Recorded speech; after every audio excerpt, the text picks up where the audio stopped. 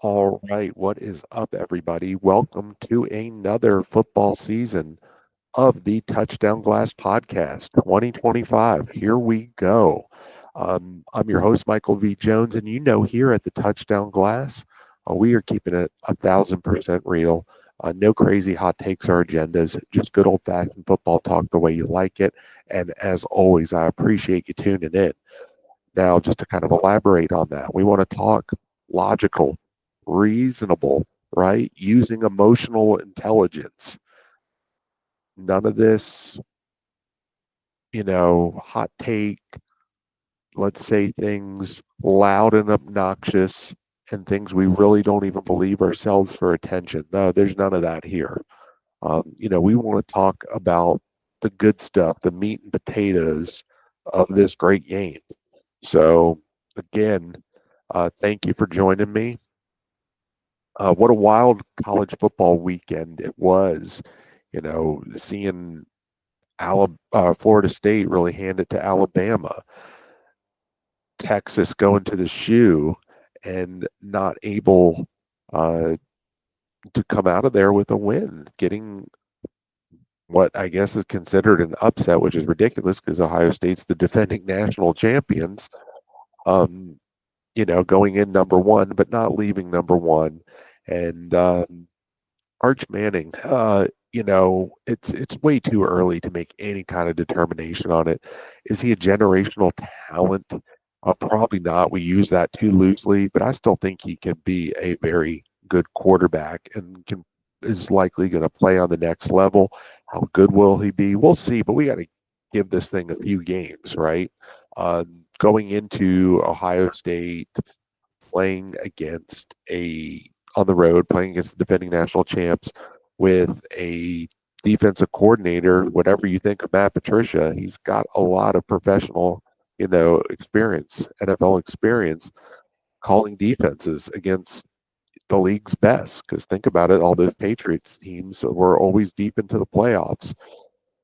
So you got to look at everything. Yeah, he missed a lot of throws. He's got some things to clean up. I also saw some good out of him.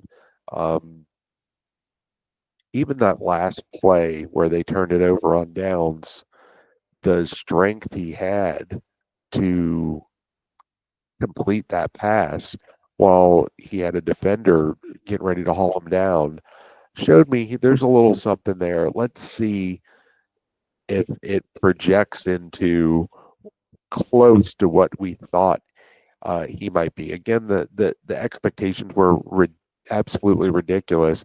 And speaking of ridiculous expectations, Bill Belichick and UNC, you know, TCU was favored, but only by 3.5 points, and they just steamrolled the Tar Heels.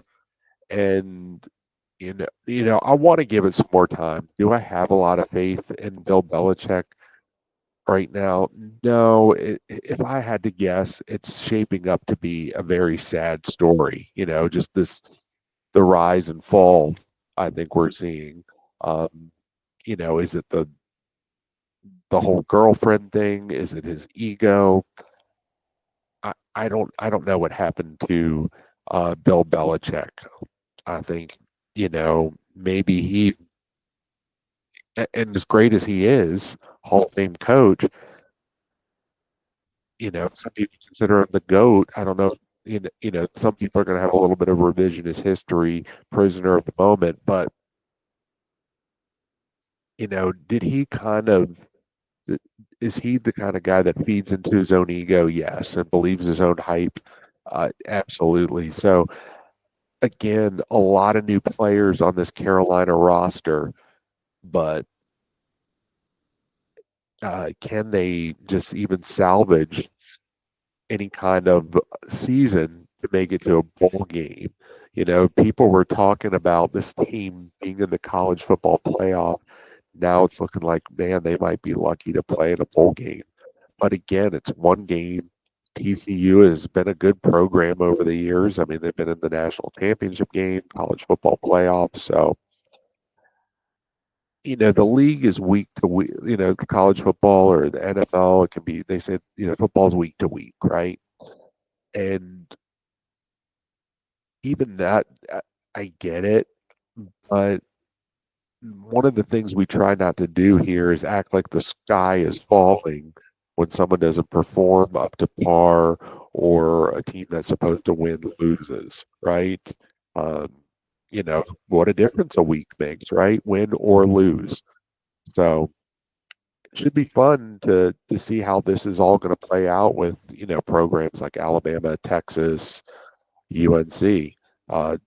Teams that have very high expectations not getting off to a great start. So, all right, well, let's jump into pro football, NFL. That's why you tune into this show. And what I'll do is instead of really jumping into stories, really the only one that's really we're talking about right now, I feel like, is the Micah Parsons trade to Green Bay. And we'll kind of dive into that as we're talking about going through teams and predictions. I'm going to try to keep it kind of brief tonight, just doing predictions for the season and predictions for week one. I'm not sure what this show is going to look like going forward this season. It might be more story based, and that might be due to some things I'm going through in my personal life. I just want to say thank you to everyone. I know a lot of the people that tune into this have reached out to me personally and shown a lot of support. So thank you so much. And, hopefully this is a nice little escape for me just to come and do this and talk football with you guys. And please let me know what things you want me to talk about because we're not just based on one team or one division. We want to cover everything that's relevant. So let's jump in to what I think this season might look like. I'm going to start with the AFC East. I got the Buffalo Bills winning the AFC East. Not really a surprise there. I got them going 13-4, and again, these records are just kind of a projection. I did not go through each game on the schedule and go win, loss. This is just kind of a loose projection. So it's you can even go in a range. 11 to 14 wins if you want. But anyway, I have them going 13-4, and I think this team. I'm going to go with them in the AFC this year. I really think, uh, by season's end, this is going to be a Super Bowl team. And really the pressure is on them though. The pressure is on them. They have an MVP quarterback. I think they're well coached, very solid roster. I think James Cook is one of the better running backs in the league. They have an offense that got a good defense, and they have a good home field advantage. I really like, good things from the Bills this season. Now, and one of the reasons I also like them too, I think their division's very weak. However, I do think there is a team on the rise, quietly creeping up on them, and that is the New England Patriots. I thought Drake May uh, had a really good rookie season that didn't get talked about enough because we had Jaden Daniels. Whatever you thought of Caleb Williams, we were kind of always eyeing him, and there was a lot of good Caleb and a lot of bad Caleb. It wasn't. A lot of people will say Caleb had a bad rookie season. I don't think so at all. I saw a lot of good things from him, but there was also a lot of things that needed to be improved. And Drake May, given his situation, kind of given a band-aid head coach and Gerard Mayo, who I guess seemed to be in over his head, is what it was kind of projected, or that was what was kind of reported. And not even the best roster, but really had his moments and shined. And I think this is a team on the rise. I love the hire of Mike Vrabel. He is a football guy first and foremost. He's very passionate. I think he works good with players. So yeah, I really like the Patriots. not to give the Bills competition, um, but a team that can, make a little noise early on and be competitive with Buffalo, but probably I don't think they're going to come close to winning the division, but definitely competing for a playoff spot. All right. Miami Dolphins, I have going 8 and 9. I just feel like this team's window is kind of shut and they still have a lot of talent. I think, McDaniel, he's kind of a B head coach, but he does have some value. He's a creative play caller. I think that with HM, they'll be able to run the ball. They'll be able to do some things, but I have them about 8 and 9. And then the Jets, I have it at 6 and 11. We know how that organization is run. I like Justin Fields, but are they really committed to him as the guy? And Aaron Glenn, he's a first time head coach, and I like Aaron Glenn. You could say what you want about Detroit's defense last year. I mean, he really squeezed blood out of a stone with all those injuries. So until the Jets show me something, they're just bottom of the barrel still. I have them 6 and 11, and that might be a little generous. All right, let's go to the AFC North, and this is always a tough, tough division. And I know the Browns don't really have their quarterback from what it looks like, but they are very well coached. They do have some talent. I mean, you got Miles Garrett, who's arguably the best defensive player in the league. And yeah, I do have them at the bottom. We'll start at the bottom here. I'll have them at 6 and 11. Um, So it's not going to be Cleveland's year for sure. But I'll go back to the top. We know this is a two-team race, and it's the Cincinnati Bengals and the Baltimore Ravens. And a lot of people like the Ravens. I don't dislike the Ravens. I'm a big Derrick Henry fan, and I think he's still got plenty of gas left in the tank. He's just a freak.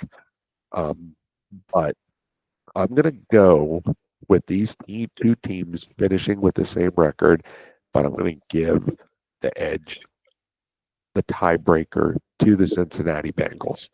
All right, I think they get off to a little bit of a faster start. They're known for slow starts. I think they get off to a little bit of a faster start this year. I think their defense has improved. They signed Trey Hendrickson to the contract that he wanted, so he's happy. And Joe Burrow is my favorite quarterback in this league, and I'll give Mahomes the top spot. And Josh Allen's amazing, and even though I'm not crazy about Lamar, he is awesome. I can't deny that. But Joe Burrow is my favorite. If I had to pick anyone, I'm taking that guy. Look what he has done in Cincinnati. Cheap ass Cincinnati, right? Cheap ownership, poorly run. He's come in there with head coach Zach Taylor and changed that culture. All right. And it drives me nuts when I hear Chris Canty say, he has not won a championship. This guy took the Cincinnati Bengals, who hadn't won a playoff game since 1992, the Super Bowl, to another AFC championship game. He has taken this franchise to heights they have not been to in decades. I mean, this team was a laughing stock for I don't know how long. And Joe Burrow, he's got a goldfish memory, right? He throws an interception, he comes right back down and drives that team down the field. He had an MVP season last year.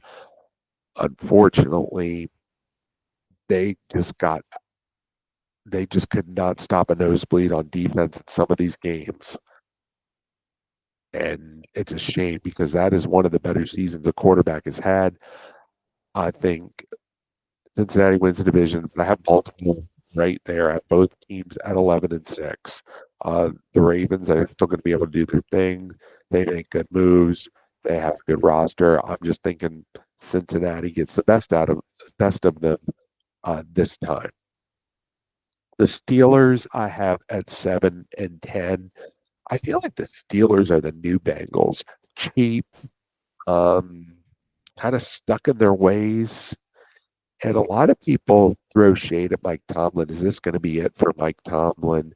And and they kind of balk at his non-losing season streak, and I think that's nothing to look down on. I mean, they say, well, the Steelers' standard should be championships, and it should, but it starts with that ownership and it starts with that front office.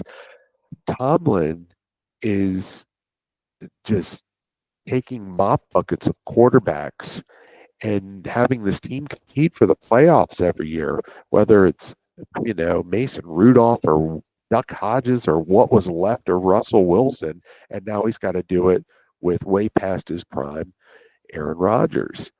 Now, it was right for the Steelers to sign Rodgers because there was really nothing out there. And, when you got players like Cam Hayward and TJ Watt, I mean, are you really just going to, in their prime, are you really just going to throw any old anybody back there? Nathan Peterman? No, you're not going to do that. So they had no choice but to get Aaron Rodgers and make this somewhat of an interesting season. I think they win 7 games because of Mike Tomlin. If not, this team might be much worse despite their talent. They did get DJ Metcalf, and they do always have these receivers that just come out of nowhere. And I think what's that one guy's name? Is his last name Austin or something? I can't remember. He showed some promise last year. Maybe he's one of these guys that has a big year. But in the end, I just think the AFC's too tough, and they are not set at quarterback. They have Aaron Rodgers, who's probably said this is his last year. So that just doesn't make good for it doesn't make for a recipe of success. But it would be fun to see Aaron Rodgers kind of have a little bit of a resurgence, reasonably, maybe sneaking into the playoffs. Is that possible? Yes. I just don't see it happening. And then, of course, I said the Cleveland Browns, 6-11. People are talking about the Shedeur Sanders thing. I'm not really sure what's going on behind the scenes. I think there may be, it seems like there's a little war between ownership and the head coach in the front office, right? Where Jimmy Haslam again does it again, right? They didn't want to draft Shedeur Sanders, and he made that call to do it, kind of like he did with Manziel a decade ago. And Shedeur Sanders, he's much. I think he's much more suited for the NFL than um, Johnny Manziel. And this kind of reminds me of a Tebow thing where the owner of the Jets wanted Tebow to come there. I think that was back in like 2012, right? And Rex Ryan, the head coach, did not. He never started Tebow despite how bad the quarterback play was with the Jets. And this kind of reminds me of that. And I think Shador's going to be a much better quarterback than Tim Tebow was. Um, Not the college Tim Tebow, but the pro Tim Tebow, because Tim Tebow's game didn't really translate to the pros. I know he had an exciting run, but that was not sustainable. So I don't know if he sees the field or not. They have him fourth on the depth chart, but they have an old Joe Flacco. I mean, he played there 2 years ago. That was 2 years ago, and he's 40 years old now. He's the second oldest quarterback in the league behind Aaron Rodgers. And they have um, who else do they have? Kenny Pickett, Dylan Gabriel. I mean, are these guys the answers? Probably not. So that's, I think, what's going to hold the Browns back, because they do have talent. They're well coached, but it's that ownership, and we see it all the time in this league. All right, the AFC South. I, it's the Houston Texans. It's got to be the Houston Texans, and I don't love the Houston Texans, but they're in this crappy division, right? And I think that favors them position themselves very nicely for the playoffs. And it's not that I don't like CJ Stroud or their receivers. I just I think they're a little overrated, right? I don't put them up with the AFC best. Um, you know, people said Stroud kind of had a bit of a sophomore slump. He showed signs as a rookie that he wasn't this. He's not a Jaden Daniels. He showed he had some stinkers his rookie year, but nobody wanted to say that, right? Because of what he did in Houston. We hadn't seen this. Houston was just the mop bucket of the NFL for a few years running after the whole Deshaun Watson debacle. And lo and behold, Stroud comes in and has a hell of a rookie season, a hell of a rookie season. Um, but people tried to anoint him into being a top five quarterback. I did not see that at all. And yeah, he had some growing pains last year. But I like D'Amico Ryans as a head coach. I've just I've never been in love with Houston as an organization and how they do things. I think they kind of stumbled into dumb luck with the Panthers going with Bryce Young. And remember that coach Frank Reich that was there wanted C.J. Stroud. Um, and I think Houston would have taken Bryce Young. Um, I heard that was ownership. I wanted him, but settled for Stroud. So, and those kind of things happen, right? It's better to be lucky than good. So anyway, I think they do have positioned themselves very nicely in the playoffs. I have them winning 12 games because this division is trash. All right, I do have the Jacksonville Jaguars um, going uh, going 8-9, finishing second. I still like Trevor Lawrence, and I think he will improve under this new head coach. I forget his name, but he's the offensive coordinator from the Tampa Bay Buccaneers. Um, I kind of get a good vibes from him that he's going to bring good energy there. But and then Brian Thomas, the wide receiver, I mean that guy had a hell of a rookie season that did not get talked about enough. I mean he was awesome. So I think he and Trevor can continue that connection. Like I said, I think Trevor Lawrence will have a good year.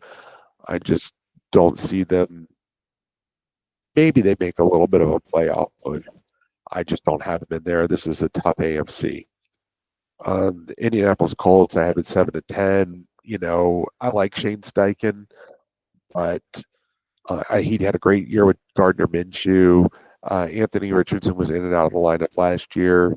I thought maybe Joe Flacco coming in would make a difference. He did okay. He didn't have the year like he did in Cleveland the year before. Maybe that's just age finally catching up. So I have them at 7-10. They're going to start Daniel Jones over Anthony Richardson. I think Anthony Richardson will make his way back into the lineup because I just don't have that kind of faith in Daniel Jones. I'm sure a lot of us don't. So I have the Colts at about 7-10, and then the Tennessee Titans. They are rebuilding with Cam Ward as their quarterback, number one overall pick. Um, I'm not really sure about him. I, I mean, I would, if I had to bet, I would bet that he is going to be a franchise quarterback. Um, but I'm not like, oh yes. So we're just going to have to kind of wait and see and let him and the Titans just go through their growing pains. All right, the AFC West. Now this gets really interesting, right? This division is loaded, right? We have uh, the three Super Bowl winning head coaches. We have two national championship winning head coaches, and even Harbaugh's the one guy without the Super Bowl ring. He has coached a team to the Super Bowl. So this is, I think, right there with the AFC North. I mean, these are uh, I guess, actually, given the resumes, this is the best coach division in football. I really like the AFC North too, as far as coaches goes. But this, now top rolling out accomplishments, AFC West runs away with it. Now, does Kansas City repeat as division champs? I don't have them doing so. I have the Denver Broncos winning this division at 11-6. For Denver, every year I heard about this roster, and if they could get the quarterback, and then Sean Payton came in, and remember that his first year where Miami put 70 on his team. Yeah, so it was just kind of like I really didn't. I'm like, oh, Peyton's a retread. It's just not going to work out well. They got the right. He got his people in. He's got his quarterback, and this team's ready to go. And I look at Kansas City, and yes, they won a lot of games last year, but that thing was running on fumes. They're getting older. I'm hearing this, and I kind of heard it last year, but I'm hearing it again. This might be the end for Travis Kelce. We all know he's engaged to Taylor Swift. Congratulations. Uh, you know, I love Chris Jones, and how long is he going to be able to carry that defense on his back? Um, you know, who is going to step up? Who's going to be the playmakers? Who's going to step up for Patrick Mahomes? Uh, wide receivers were just it's kind of like a by committee. I felt like who's that real stud? Does Rashee Rice come back? He was, before all his stuff went on, he looked like he was going to be the guy. So does he kind of, resurrect um, his young career and get back on track? I don't know. I do have them at 10-7 though. So there's as long as you have Patrick Mahomes and Andy Reid and Steve Spagnuolo calling the defense, you, you got a fighting chance. And for anyone that says, there's a lot of cheap haters out there, and I don't want to hear about the refs, and I don't want to hear about how Patrick Mahomes is overrated. I mean, what Patrick Mahomes can do physically, what he's accomplished in his career, he's clutch. He's got an incredible arm. I mean, they look for any little slip up, pile on him, and that's ridiculous. I mean, we're watching a generational talent, a great player, and hey, if you don't like the Chiefs, that's fine. And if you personally don't like Mahomes, maybe he can't stand his wife. I don't know. That's fine. But appreciate what you're seeing, because trust me, you might not see it again for a while. All right, the Los Angeles Chargers, 10-7. I have them. So, I mean, they're right there. I'm just giving Kansas City the edge in the tiebreaker. And I might have picked the Chargers to even win this division, but losing your left tackle, Rashawn Slater, before the season starts, that's not good. Now, they're well coached by Jim Harbaugh. And so I think they're going to be in the mix. There's a tough AFC, is a tough AFC West, and I think just losing a key piece like Slater to protect Justin Herbert's blind side, yeah, that might cost them the playoffs. And then the Las Vegas Raiders, I have finishing at 5-12. I mean, this is Pete Carroll's first year, and I don't know, he's in his 70s. But he's a young 70s guy, and he's going to bring some energy to that team. The problem is he cannot fix that front office. I like Geno Smith. I I got a lot of respect for him, but he's not the long-term answer. So yeah, this is a tough division, a tough conference, and I don't really see how the Raiders this season uh, can get out of the bottom of the AFC West unless there's loads of injuries around the division.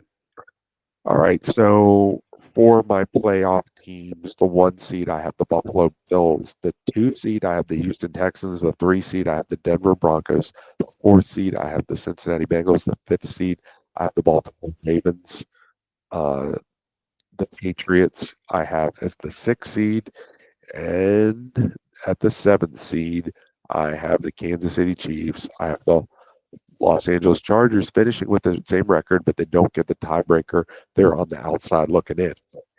All right, let's go to the NFC East. Now, some things have shaken up in the NFC East, right?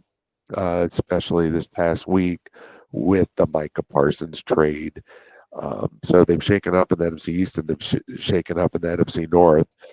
So I originally, when looking at this division, I said, a lot of people think, okay, two-team race, Philadelphia and Washington, and not a lot of people were high on Dallas. But I kind of thought, okay, one of these teams, Philadelphia and Washington is going to get bit by an injury bug. Maybe blow some games they should have won. This happens. We see this happen every year with a team that has a lot of promise, right? A lot of hope, and they just don't get off to a good start. They lose some players, and the season's lost. So I said, I just thought odds are that's going to happen to one of those teams, and then maybe the Cowboys could get, you know, find their way into second place and get a wild card spot. But um, the Cowboys uh, trading Micah Parsons has changed all that for me, and we'll get to that when I get to the Cowboys. So, who was going to win this division? I kind of said, you know what? I'm going back between Philadelphia and Washington. It's a two-team race, um, and I have them both finishing at 12-5. But I also kind of know this division until I see otherwise. They don't have repeat division winners. They haven't had it in over 20 years, right? And I know the Philadelphia Eagles are the defending champs, and bad respect for them as a football team. But I have the Washington Commanders uh, winning this division at 12-5, and maybe just being the best team in the NFC in the regular season. I also have the Eagles, like I said, 12-5, but I'm giving the tiebreaker to Jaden Daniels and the Commanders. Getting Terry McLaurin signed, I think when they did was huge. Uh, Now that distraction's gone, and they can focus on football. I think one of the reasons I know Jalen Hurts is, and yeah, it's the right mentality. Hey, we're all business. We're thinking about Super Bowl. But I think Dan Quinn and Jaden Daniels have that good balance and know how to keep things loose. Where I think the Eagles may put a little pressure on themselves. But I go with the Commanders here. If you have Terry McLaurin in that one spot, that frees up Debo to be Debo. And hopefully for Washington, he's still got something left. He looked like he was good moving around in the preseason, so that is promising. Um, they do have some holes, but I think Daniels is going to get better. They retain Cliff Kingsbury as offensive coordinator. We'll see if Dan Quinn in that defense can keep it going. But I'm going to say things go right for them, and they win this division. The Eagles, you know, they're loaded, right? But it's hard to repeat. It's hard to repeat. This team could easily win this division. Could easily be the one seed again. Um, they do a lot of things right. Uh, And I'm not a big Nick Sirianni fan. I got to give him some credit, though. He doesn't screw this up. So you got to give him credit, right? Barry Switzer, one of the things that he said when people said you won with Jimmy's team, he said, "Yeah, I could have lost with them too." So he has not screwed it up, right? There's something that he does right that works for this team. But we know that the genius is Howie Roseman. And the thing that I really like about Howie Roseman is he knows his weaknesses. He knows he's not the best Italian talent evaluator. But what he is good at is putting himself in position, hedging his bets, making sure that he has enough draft capital at the right spots to where he's going to hit on most of these guys. Uh, he's pretty good in free agency, finding the right guys to come there, making those deals, and he knows when to move off guys, right? The thing that I admire about the Philadelphia Eagles as an organization, they just make a decision and live with it. They don't hoe and hum about these things. They make a decision, and that's what they're going with, and they're able to move forward with that. So I think it's going to be another great year for the Eagles. I think Saquon Barkley can have another big season with that offensive line. Jalen Hurts is he a top five quarterback? If he's not, he's right on the edge, right? He's in that, on the edge of the top five. I probably don't have him in my top five, but can I have him at 6 or 7? Yeah. I mean, you got to give this guy his props. All right. You can say he has a good team around him, and he does. Uh, but the tush push works partly because of him, right? I mean, we see how much he squats. That play is designed for him, and him and that offensive line. They make that work. He's plays. He makes clutch plays in big moments. So you got to give him his props, even though it might not be as aesthetically pleasing as some of the other guys. All right, the Cowboys. I did was thinking maybe this team could win 10 games until they traded Parsons, and that doesn't mean I'm not. I don't think it was a right move uh, to trade Parsons. I get it because this was maybe a playoff team with Parsons and probably nothing more. So it kind of makes sense. Should they have done it earlier if they were going to do it? Yeah, and you hate to lose a talent. Do I think Mike Parsons is the best defensive player in the league? He is not, not from a production standpoint, um, not from a versatile standpoint. He's a versatile pass rusher, um, but he's not great against the run. Um, you know, I've never seen him intercept a pass in 4 years, even though he's dropped back several times.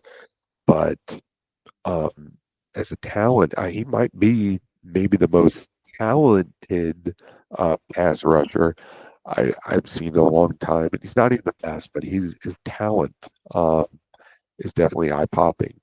Um, but he has a back injury now, we're hearing too. So how much does that affect him going forward? They're talking about putting an epidural in him to play in week 1. So yeah. Again, back to the Cowboys. Not to We'll get to Green Bay in a little bit, but um, I think Schottenheimer's going to do okay. I think that staff's going to do okay, but they have a lot of young players that they're depending on, and I think the offensive line can be really good by season's end, but I don't think it's going to, jump out of the gate and be like a third coming of the Great Wall, right? Uh, I'm talking about the Great Wall of Dallas, the '90s offensive line, the line with Zach Martin, Travis Frederick, and Tyron Smith, and now this group. I think it's going to take a little bit of time, but I think they get there. They got some good young talent, and the fact that they were able to extend Jake Ferguson and Deron Bland, and maybe they get an extension done with Tyler Smith, they get these extra picks. It's setting them up for the future, and I think they can be very competitive. Who's going to run the ball? What does that running game look like? If they can't get a running game going, that puts a lot of pressure on Dak Prescott. And I think he'll have an okay year, um, but it's not going to. He needs more support at his age. And even though they got George Pickens and CeeDee Lamb, I think they'll put up good numbers. I think they'll put really good numbers, especially if they're playing from behind. But that's going to force turnovers, all those dropbacks, and that's not a knock on Prescott necessarily. If your quarterback's dropping back that many times, it can spell disaster. So, oh yeah, I got them going to 8-9. All right, the New York Football Giants. A lot of people think the Giants might be sneaky good. I'll believe it when I see it. They have 3 quarterbacks on the roster they have Russell Wilson, rookie Jackson Dart, and Jameis Winston. I mean, I think all those guys are going to play at some point, and if that's the case, that's not good. All of them are going to play. Uh, a lot of people like their defensive personnel, especially up front. So maybe that makes them competitive. Seeing is believing, and until I see different, I just see more of the same. So I have them at 5-12, and but if Jackson Dart turns out to be the guy, then maybe we're having a different conversation with the defense that they have and with a stud at wide receiver like Malik Neighbors. But we'll see. All right, the NFC North. This division is stacked, and I know a lot of people probably aren't as high on the Detroit Lions as I am. They're going to say they lost both their coordinators. But sometimes I've seen it a lot in the NFL. That first year, that first year with new coordinators, a good team, sometimes they can continue it for at least another year, and then that by the next year it kind of starts to fizzle. But I think they don't win as many games as they did last year, but I have them going 12-5 and winning the division. It's a very tough division. I I think Dan Campbell, while he makes some questionable decisions, the as a culture changer, as a grinder, a player's coach, someone that guys will run through a wall for. Yes, he's that guy. Amon-Ra St. Brown is amazing. I think, if he had a little more size, we'd maybe be talking about him the way we talk about Jamar Chase and Justin Jefferson, right? He's maybe not as physically uh, gifted as those guys, physical specimen. Man, what a player he is. He's right there with CeeDee Lamb, in my opinion, Amon-Ra St. Brown. And I think, they have a little bit of a bad taste from last year of what happened to them. And I think that motivates them, even though they don't win as many games. I, I, I still think they're, you know, a top tier team in this league. I really do. I don't know how much longer it'll go. I think it continues this year, though. All right, the Green Bay Packers I have at 10-7. So the Micah Parsons trade, I had this team duking it out for third, but the Micah Parsons trade is going to, I think, propel them to second in this division, this very tough division, because I think this Micah Parsons going to this defense is a really, really good defense. I think they're going to be able to move around all over. I don't think they're going to necessarily rely on him to stop the run. They need other defenders to do. I think they're just going to let him tee off, and maybe they give him a little rest. And therefore, in the fourth quarter, he's gonna eat. So I think it's a good fit for this year. Does Green Bay win this trade? I don't know. That depends how if Micah Parsons puts them over the top, and some people think that he will. I don't know. That's a big ask, and a lot of times, maybe with the exception of Von Miller, we are dating back to Charles Haley with the Cowboys. We really don't see uh, that often where a player just comes in the first year and puts them over the top. Even when Reggie White came to the Packers, it it didn't all happen. It didn't happen so quickly, right?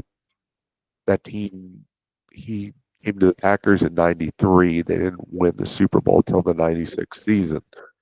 That team still had a few more pieces together, and they needed Brett Favre to kind of mature into the MVP quarterback that he was in his prime. So again, this move puts a lot of pressure on Jordan Love. who I still believe in Jordan Love. I think he's a good quarterback, and I know he had a little bit of a slump last season, but I remember what he did in the playoffs the previous year, and I think the receivers they have good uh, young group of receivers. They dropped a lot of passes last year. Looking back at the stats, I think Green Bay was the leader. Their receivers led the league in drop passes. So I think that's something that probably gets corrected, and I think their offense will be okay. I got them at 10-7. I got them as a playoff team. Super Bowl. I still like Detroit over them in the division, but and I'm not sure they can. I don't think they can beat Detroit, Philadelphia, or Washington in the playoffs. So, all right. The Chicago Bears, I got at 9-8, and I had this team at second until the Parsons trade. And I wouldn't be like all man about 9-8. I know Bears fans have high expectations, but I think you're going to see improved play from Caleb Williams. He'll still have his moments, but I think you're going to see a much improved Caleb Williams. I think Ben Johnson's going to have this team in the right direction. And as a Bears fan, you should be happy just to see this team, making some progress. They're going to look a lot better than they did under Matt Eberflus with they're going to look a lot better than they did with Matt Eberflus with Ben Johnson. So I like the Bears at 9-8. So they're right on the cusp of pushing for a playoff spot. So I think, but I like where this team is headed. Right? I think in a couple of I think the Lions a couple more years for them. We'll see what happens with the Packers and this Micah thing because if it doesn't work, they're paying them a lot of money.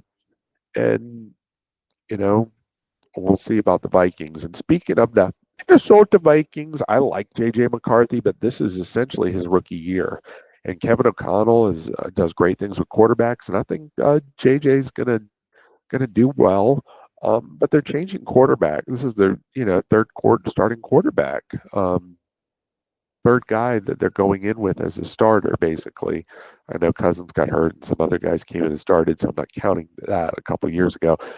But JJ McCarthy, I like him a lot, and I think he'll do well under Kevin O'Connell. And his team's got a good roster, but someone's got to be the odd man out here. This is a tough division, and I think there's going to be some growing pains for JJ. So I do have the Vikings being very competitive, but finishing at 8-9. All right, let's jump into the NFC South. Uh, for me, it's the Tampa Bay Buccaneers. Baker Mayfield has won me over. He's so far removed from being the Cleveland Baker Mayfield. This guy is a leader. He's matured. I love to watch him play. I love to watch him compete. I mean, this was a player that annoyed me and I couldn't stand. Now I absolutely love him. They're a little old at receiver, but those guys are Evans and Godwin. They still get the job done. They got a good young running back in Bucky Irving, and this division is very weak. So I think it's theirs again. The Atlanta Falcons, I have at 8-9. We'll see what Michael Penix Jr. can do. He looked decent in a small sample size last year, but anyway, I don't really have too high expectations for them.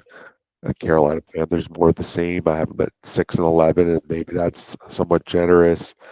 And the New Orleans Saints, they're starting Spencer Rattler this year. They're in a total rebuild. I got them at 3-14. So yeah, there's not too much to talk about in this division. Are the Panthers going to hang on to Bryce Young? Or are they going to move on after this year? He showed a little promise last year, but nothing to write home about. So I definitely go with the Buccaneers here. And they're a team that can get in the playoffs that they can make you sweat a little. Got to give them that. All right, the NFC West. This gets really interesting here because a lot of people are saying this is the Rams to take. But here's my issue with the Rams is I just don't feel comfortable with Matt Stafford, and I've felt like this for years. And that's not a knock on Matt Stafford. I think he's, after we won the Super Bowl, people said, "Is he a Hall of Famer?" And I was like, and I think he's now. I think he is.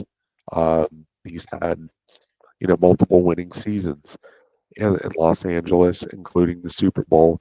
So I think he has had a Hall of Fame career, and I know they didn't win a lot of games in Detroit, but he led them to the playoffs multiple times, and he put up a lot of big numbers. And you also look at it, the eye test. He he's a unique talent as well. So, but I don't trust him at his age with his back um, to really put that team as a Super Bowl team. So, in the San Francisco 49ers, they're old and rickety, and the Arizona Cardinals. Uh, yeah, I don't know what to really expect from them. I don't trust them at all, and so I'm going to go with the Seattle Seahawks uh, at 10-7, winning this division.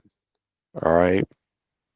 I don't know if it's going to be Sam Darnold. I don't know if it's going to be rookie Jalen Milrow. I don't know, but I really like the Seahawks here to upset, the Rams and the 49ers and win in this division. I do have the Rams though, also with the same record, 10-7. They lose the tiebreaker, but they do have a winning record and make a playoff push. And that's just because Stafford does tend to prove me wrong, and they're well coached. They have a good roster, and Puka Nakua is just a machine. They've added Devontae Adams. I think that's a good fit for him at this point in his career. So I do have the Rams not being that like top NFC contender, but making a playoff push. I have the San Francisco 49ers at 9-8. Like I said, this team's very talented, uh, but they've gotten old, right? And they're very injury prone. And there's questions about Kyle Shanahan, which there shouldn't be. He's a great head coach. They just need to rebuild or reload here. And again, this aging roster, as opposed to some of the young talent on the other teams in the NFC. I just don't think it bodes well for them. And then, of course, I got the Arizona Cardinals, 7-10. Again, I really can't put them above anyone else in the division. And Kyler Murray's fun to watch, but he'll also um, lose games like he wins them. And Jonathan Gannon, I thought did okay. Has done okay as a head coach considering the circumstances, but yeah, I don't think he's putting them over the top. So, all right, I have the Washington Commanders as the 1 seed, the Detroit Lions as the 2 seed, the Tampa Bay Buccaneers as the 3 seed, the Seattle Seahawks as the 4 seed, the Philadelphia Eagles as the 5th seed, the Green Bay Packers as the 6th seed, and the Los Angeles Rams as the 7th seed. So, what do my playoff? I'm going to give you the championship games and the Super Bowl. So, we know last year the Washington Commanders went into Detroit in the divisional round and uh, beat the Lions, shocked them, right? Shocked the world, and made their first conference title game since their Super Bowl run in the early 90s, their last Super Bowl run. So this year, I think the Lions get revenge. They go to Washington, an NFC Championship game. Uh, Northwest Field, formerly FedEx Field, is hyped. We're going to see it like we've never seen it before this season. And the Lions go in there and upset the Commanders and make it their first Super Bowl in franchise history. In the AFC, we're going to have two of the best quarterbacks in the league square off: the Buffalo Bills and the Cincinnati Bengals. Josh Allen versus Joe Burrow, and I know Joe Burrow has beaten Josh Allen in the playoffs before. This time, Josh Allen gets the Bills over the hump and back into the Super Bowl for the first time in over 30 years. And so we have two franchises that have just known a lot of losing now coming, you know, showing that they're winners and making it to the Super Bowl.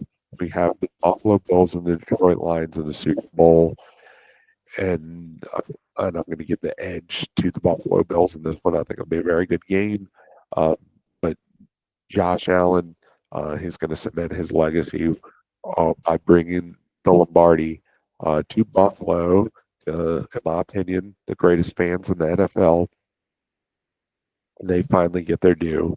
And the Buffalo Bills win the Super Bowl, and I apologize, Bills fans, because I probably jinxed it for you. So, but that is my prediction. All right, speaking of predictions, let's go into week one. How exciting is this? We got football on Thursday, Friday, Sunday, and Monday. And then, of course, college football on Saturday. So you just have football all the time now. It's awesome. So we open the season with the Dallas Cowboys at the defending Super Bowl champion Philadelphia Eagles. The Eagles are a 7.5 point favorite, and I could probably see them winning this game by a couple of touchdowns. But again, it is first game, and a lot of things can happen. You know, it, and we've seen it before. Just one team is a little more focused, a little more prepared, moving a little more faster than the other, and anything can happen in that opening game. However, I just think it's going to take some time for this Cowboys offensive line, this new coaching staff. Um, Dak and George Pickens look like they've had a good connection in training camp. We know what it's going to be like with CD. We don't know what their running game's like, who's going to step it up on defense for the Cowboys. So there's just too many questions with the Cowboys, and the Eagles just have too many studs that we know can get the job done. So I'm going to definitely go with the Eagles here to uh, start off, you know, defending their championship with a win against the Cowboys. So that is that. Let's go on to Friday's game, the Kansas City Chiefs at the Los Angeles Chargers. This game is really a coin flip. Um, I'll give the edge to Kansas City just because I have them making the playoffs and I have the Chargers just missing it. But again, even without Rashawn Slater, the Chargers are going to be very competitive. They're well coached. But I do think Kansas City comes out strong in this one. I think a lot of people are writing them off, and maybe I somewhat am too. So I think I'm going to say they get the win here, but this one could really go either way. All right, Sunday's games: the Miami Dolphins at the Indianapolis Colts. Um, Again, I see like I said, I see the Dolphins window shut, but what direction are the Colts going into? Again, the Colts, rest in peace, Jim Irsay.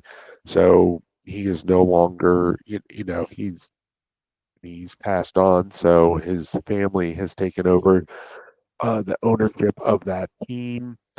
Does that have any kind of effect there? We see Anthony Richardson, their, former first round pick, is benched in favor of Daniel Jones. It just does not sound good of the Colts. And even though I'm not crazy about the Dolphins, at least there's a little more stability there. And I think I think he has a big season. And the passing game with Tua and the receivers, they'll make a few plays. I like the Dolphins here. The Pittsburgh Steelers at the New York Jets. This is kind of funny because Justin Fields started as the Steelers quarterback last year, and Aaron Rodgers started as the Jets quarterback last year. There was no trade, but here they are on opposite ends to open the season. Um, you know, it, again, this one is kind of a coin flip for me because even though I think the Steelers are, yeah, going to give them the edge to them in coaching and just an organizational edge, I could see the Jets kind of winning this one and giving everyone false hope.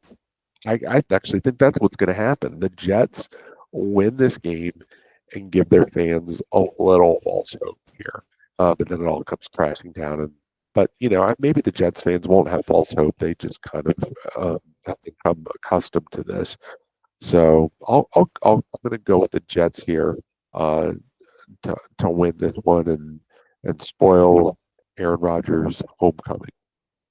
All right, the expansion bowl of '95, right? The Carolina Panthers at the Jacksonville Jaguars, the expansion cat cousins, right? Both came into the league in 1995.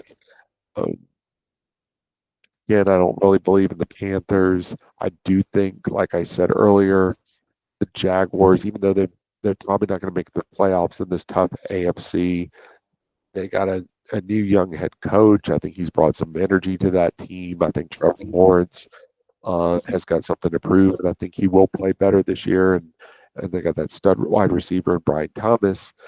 I'm going to go with the Jaguars to win this one. Arizona Cardinals at the New Orleans Saints. Again, the Cardinals are very unpredictable, but I think the Saints are going to be very, very bad this season. And say what you want about Kyler Murray, I like him facing off against uh, that quarterback matchup of Kyler Murray against Spencer Rattler. I'll take Kyler Murray all day on that. So going to go with the Cards here. The New York Football Giants at the Washington Commanders. A lot of people think the Giants can come into Northwest Field. I know that's weird to say Northwest Field when they're talking about a team that's playing in Maryland on the East Coast, but a lot of people think the Giants can go in there and pull off an upset. I don't think so. I don't think they're going to I don't think Jane Daniels and company are going to let that happen, but this might be a competitive game. I could see that. It is a divisional game. I think it will be competitive, but going to give the edge to the Commanders. Tampa Bay Buccaneers and Atlanta Falcons.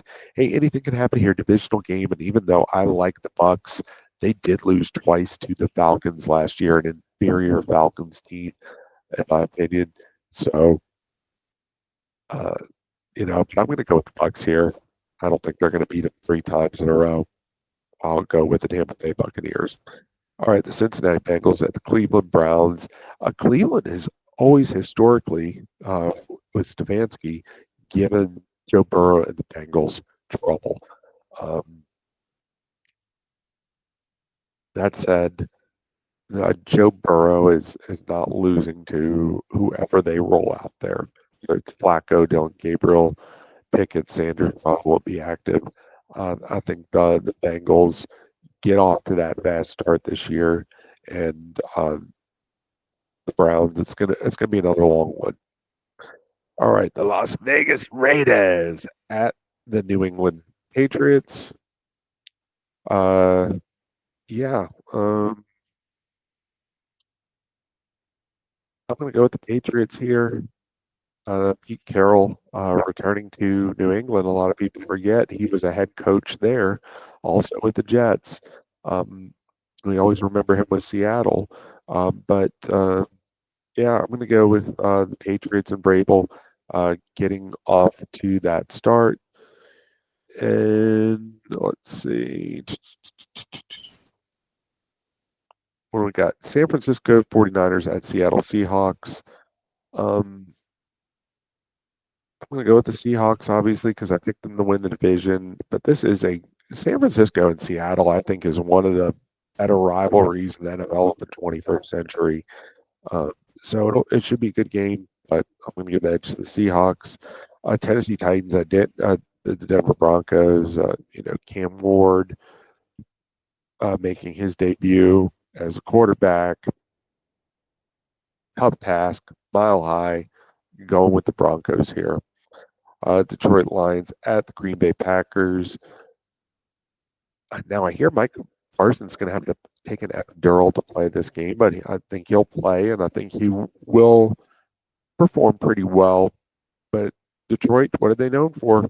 Running the ball, and I think they can run on this Packer team. And no Kenny Clark for the Packers. How does that affect them in the run game? And you can tell me he's aging and all that, but um, he's a solid defensive lineman there for a long time, and they might miss his presence against a team when they play, a team like Detroit, or a team like Philadelphia.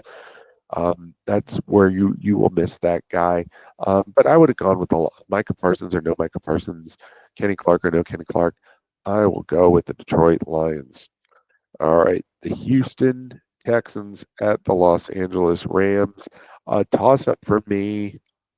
Stafford's going to play, it looks like, despite the back. Um, and I got to give it to him. He is a tough son of gun, and we'll play. We'll play through injuries. I'll go. Uh, I'll give a slight edge to the Rams. This could really go either way. Sunday Night Football. Love this matchup. The Baltimore Ravens at the Buffalo Bills. There is going to be a huge overreaction the next day to this game, right? Like thinking, oh, this is the Super Bowl team, the AFC. Whoever wins and the loser, are they in trouble? Uh, no, I mean this is just someone has to win and someone has to lose. I'll go with the Bills since I have them winning it all. Um, but this is Baltimore beat them pretty soundly in the regular season last year, and then Buffalo was able to squeak it out at home in the playoffs against the Ravens. So this is going to be a great matchup. A lot of you know two former MVPs and Lamar Jackson, and of course the reigning MVP, and Josh Allen, two great running backs. Derrick Henry for the Ravens, James Cook for the Bills. It should be a lot of fun. And then Monday Night Football. Dun, dun, dun, dun. Oh, my accent game. The Minnesota Vikings versus the Chicago Bears. I'm going to go with the Bears here. I think Ben Johnson will have this team ready to play. I think Caleb comes out with a great game. I think J.J. McCarthy will do some good things, but this is his first NFL start. This is a much improved Chicago roster. I know people are going to, the Caleb haters are going to be out and they're just waiting to pounce on him. But my expectations for Caleb is to become a good leader and really mop up the mistakes, get rid of the ball quicker. Um, so I'm going to go with the Bears here, and maybe they are able to make a push for the playoffs. So all right, that's all I got for this week, and maybe we get back on here a little sooner after maybe some of these early games, maybe the Thursday game, maybe the Friday game. Maybe there'll be some really good storylines to talk about. There always is in the NFL season. There's drama, there's injuries, there's early firings, there's people losing their mind because expectations aren't immediately met. So it's going to be a lot of fun. All right, take care, everybody. Enjoy the games.